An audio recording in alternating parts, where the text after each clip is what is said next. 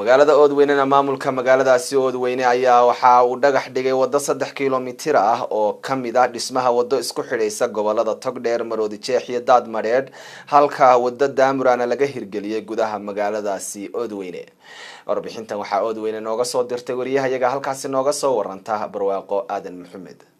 dhismaha wadadan isku xidhaysa gobolada Daadmareed Togdheer iyo Maroodijeex oo maalinta ka dambaysa ku tallaabsanaysa horumar ballaaran ayaa maanta ay si wada jir u dhagax dhigeen maamulka dawladda hoose degmada Oodweyne 3 kiiloomitir oo lagu kordhiyay wadada isku xidhi doonta gobolada Daadmareed Togdheer iyo Maroodijeex halka 1 kiiloomitir oo Daamurana la dhigay wadada dhexmarta magaalada Oodweyne xarunta gobolka Daadmareed waxa iyaguna ka maqnayno xusid gaar ah mudan qayb laxaad lana ka qaatay maamulka degmada Berbera oo ku caawiyay booyadii shidaalka iyo waliba gaadiid kale si ay ula dhameystiraan dhigitaanka daamurka 1 kiiloomitir ah halkan kiiloomitir ee daamurka ee maanta la dhigay magaalada dhexdeeda ayaa hormuud u noqonaya dhameystirka gobolada Daadmareed Togdheer iyo Maroodijeex oo sahlaya isu socodka gaadiidka u kala goosha goboladaas iyo waliba horumar ballaaran ay dadweynaha ku dhaqan gobolka Daadmareed ku taameeyeen muddo dheer waantiisuna ay u muuqato mid taaba gashay hawshan ballaaran ee 1 kiiloomitir lagu dhigay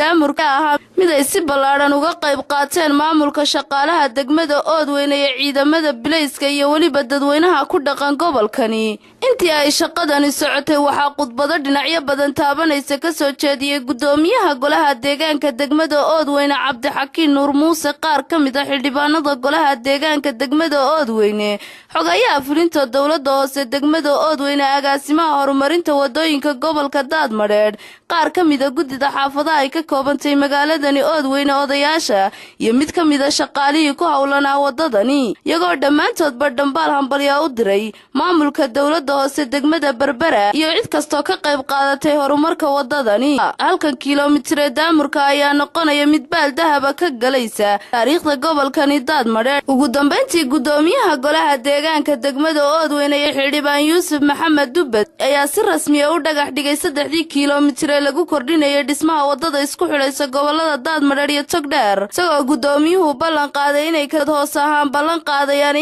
inay gaarsiin doonaan tuulada Ceelsame waxaanu gudoomiyuhu faahfaahin ka bixiyay 6 kiiloomitir ee hore u dhagax dhigeen muddadii uu xilka hayay Barwaaqo Aadan Maxamed telefishinka caalamiga Somali Channel magaalada Oodweyne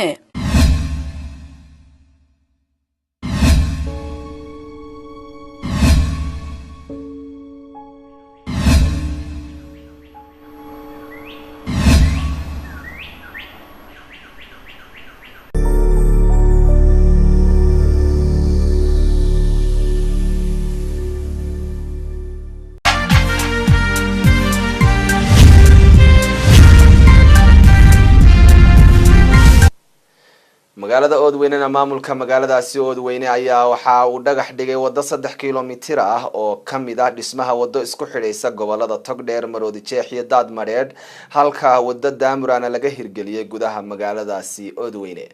warbixintan waxa Oodweyne nooga soo dirtay wariyahayaga halkaasi nooga soo waranta Barwaaqo Aadan Maxamed